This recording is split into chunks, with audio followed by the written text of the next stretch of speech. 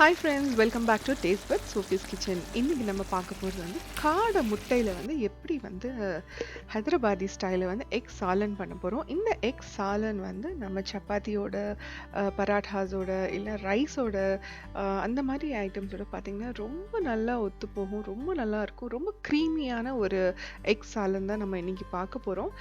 இதுக்காக வந்து நம்ம காடை முட்டை எடுத்திருக்கோம். இது ஒரு பேக்கில் பார்த்திங்கன்னா ஒரு 18 முட்டை இருக்குது. ஸோ இந்த காடை முட்டை தான் நம்ம இன்னைக்கு செய்ய போகிறோம்.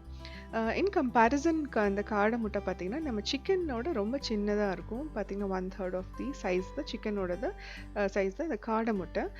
ஆனால் வந்து அதுக்கும் இதுக்கு என்ன வித்தியாசம் அப்படின்னு பார்த்தீங்கன்னா, நம்ம சிக்கன் விட இதில் வந்து அயன் அண்ட் ரிபோஃப்ளோவின் கண்டென்ட், அதாவது B12 வந்து இதில் வந்து அதிகமாக இருக்குதுன்னு சொல்கிறாங்க. இது வந்து நம்ம நார்மலாக எக்கு எப்போ குக் பண்ணுறோமோ அதே மாதிரி நம்ம வந்து ஒரு 7 மினிட்ஸ் மாதிரி பாய்லிங் வாட்டரில் குக் பண்ணி தோல் உரித்து நம்ம அந்த எக்கை வந்து இந்த மாதிரி கொஞ்சமாக நல்லெண்ணெய் விட்டு உப்பு, மிளகாத்தூள், மஞ்சத்தூள் போட்டு இதெல்லாம் வந்து லைட்டாக ஃப்ரை பண்ணி நம்ம எடுத்துக்கலாம். இப்போது டேஸ்ட் வைஸ்லேயும் பார்த்தீங்கன்னா இந்த காடை முட்டை அப்படியே நம்ம வந்து கோழி முட்டை மாதிரியே தான் டேஸ்ட் இருக்கும், எந்த டிஃப்ரென்ஸும் இருக்காது. ஸோ பசங்களுக்கு கண்டிப்பாக அது பிடிக்கும். அது வித்தியாசமாக ஸ்மெல்லோ டேஸ்ட்டோ எதுவுமே இருக்காது. அதுவும் இந்த மாதிரி ஒரு எக் சாலன் இந்த மாதிரி கிரேவியில் பண்ணி கொடுத்தா ரொம்ப க்ரீமியாக ரொம்ப ரிச்சாக இருக்கும் இந்த கிரேவி. ஸோ கண்டிப்பாக வந்து எல்லோரும் டேஸ்ட்டாக விரும்பி சாப்பிட்ற மாதிரி இருக்கும். ஸோ ஃபஸ்ட்டு இதுக்கு வந்து நம்ம பேஸ் கிரேவி தயார் பண்ணிக்கலாம்.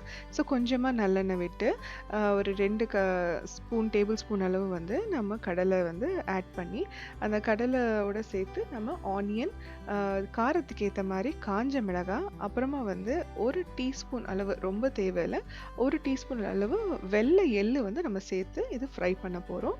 ஸோ இந்த டெக்ஸ்சர் பார்த்திங்கன்னா நல்ல க்ரீமியாக இருக்கும். ஏன்னா அந்த பீனட்ஸ் வந்து நம்ம ஆட் பண்ணுறதுனால இது நல்லா வறுத்து அந்த இது சேர்த்து நல்ல வாசனையாகவும் இருக்கும் நமக்கு. இப்போ வந்து நல்லா வரப்பட்ட அப்புறமா 1 டேபிள் ஸ்பூன் அளவு நம்ம வந்து தனியா வந்து சேர்த்துக்கலாம். முழு தனியா சேர்த்து அதுவும் வறுத்து இந்த மாதிரி ஸ்லைட்டாக ப்ரௌனிஷ் ஆகுற வரைக்கும் சேர்த்துக்கலாம். இப்போ இந்த சாலன் கொஞ்சம் ஸ்வீட்டாக வேணும்னா இன்னும் ஸ்லைட்டாக வந்து ப்ரௌனிஷ் ஆகுற வரைக்கும் நம்ம ஆனியன் வந்து ஃப்ரை பண்ண இன்னும் ஸ்வீட்னஸ் வந்துடும். இப்போ ஆறின பிறகு மிக்ஸி ஜாரில் வந்து கொஞ்சமாக தண்ணி ஊற்றி நல்ல ஸ்மூத் பேஸ்ட்டாக வர வரைக்கும் நம்ம கிரைண்ட் பண்ணி எடுத்துக்கலாம்.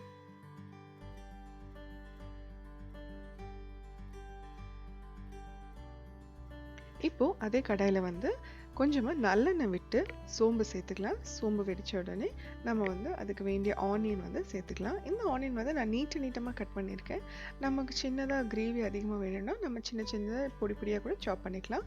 இதோட சேர்த்து காரத்துக்காக பச்சை மிளகாய் சேர்த்துருக்கேன். நம்ம ஆல்ரெடி கொஞ்சம் காஞ்ச மிளகாவும் சேர்த்துருக்கோம். ஸோ அதோட சேர்த்து கொஞ்சம் இடித்த ஜிஞ்சர் கார்லிக் பேஸ்ட்டும் நான் சேர்த்துருக்கேன்.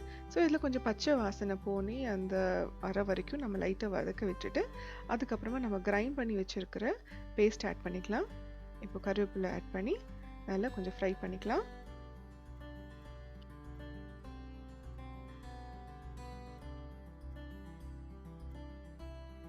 இப்போ இந்த சாலனோட பேஸ் கிரேவி வந்து நம்ம ஆட் பண்ணிக்கலாம்.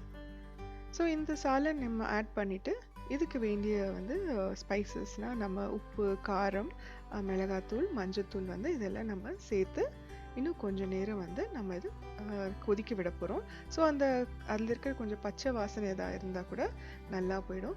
இந்த சாலனோட ஸ்பெஷாலிட்டி பார்த்திங்கன்னா நம்ம தக்காளி போட்டிருக்க மாட்டோம், புளி போட்டிருக்க மாட்டோம். பட் ஆனால் டேஸ்ட் வந்து ரொம்ப நல்லா டேஸ்டியாக இருக்கும், ரொம்ப க்ரீமியாக நல்லா இருக்கும் இந்த கன்சிஸ்டன்சி. ஸோ இப்போ நம்ம எண்ணெய் கம்மியாக சேர்த்துருக்கிறதுனால உங்களுக்கு மேலே எண்ணெய் வந்து தெரியாது. நம்ம வெளியில் சாப்பிட்டா கொஞ்சம் நிறைய ஆயில் கண்டென்ட் அதிகமாக இருக்கும். ஸோ நம்ம வீட்டில் செய்கிறதுனால we can have a controlled environmentல இருக்கிறதுனால நம்ம எண்ணெய் கொஞ்சம் கம்மியாக தான் சேர்த்துருக்கோம். இப்போ உப்பும் சேர்த்து நல்ல எண்ணெய் பிரிஞ்சு வர அளவுக்கு வந்து நம்ம இது குக் பண்ண போகிறோம். இப்போ பார்த்தீங்கன்னா சைட்ஸ்லலாம் எண்ணெய் கொஞ்சம் லைட்டாக பிரிஞ்சு வந்துடுச்சு. ஸோ இந்த ஸ்டேஜில் வந்து நம்ம வந்து என்ன பண்ண போகிறோன்னா, நம்ம தயிர் வந்து நல்ல கட்டி தயிர் வந்து நல்ல ஸ்மூத்தாக அடித்து வச்சுட்டு நம்ம இந்த தயிர் வந்து சேர்க்க போகிறோம். இதுக்காக நான் வந்து ஒரு அரை கப்பு வந்து தயிர் வந்து நான் சேர்த்துருக்கேன். ஸோ நல்லா வந்து கட்டி இல்லாமல் நல்லா அடிச்சுட்டு இந்த தயிரை வந்து நம்ம இந்த கிரேவியில் சேர்த்துக்க போகிறோம். நம்ம ஆட் பண்ணுற தயிரை வந்து இன்னும் கொஞ்சம் புளிப்பாக இருந்ததுன்னா இன்னும் டேஸ்டியாக இருக்கும். ஸோ நமக்கு வேண்டிய அந்த புளிப்பு தன்மை வந்து இந்த தயிர்லேருந்தே நமக்கு வந்து கிடச்சிடும். ஸோ இப்போ இந்த தயிரை வந்து நம்ம ஆட் பண்ணிக்கலாம். ஸோ இதுவும் நல்லா மிக்ஸ் பண்ணி குக் பண்ணிக்கலாம்.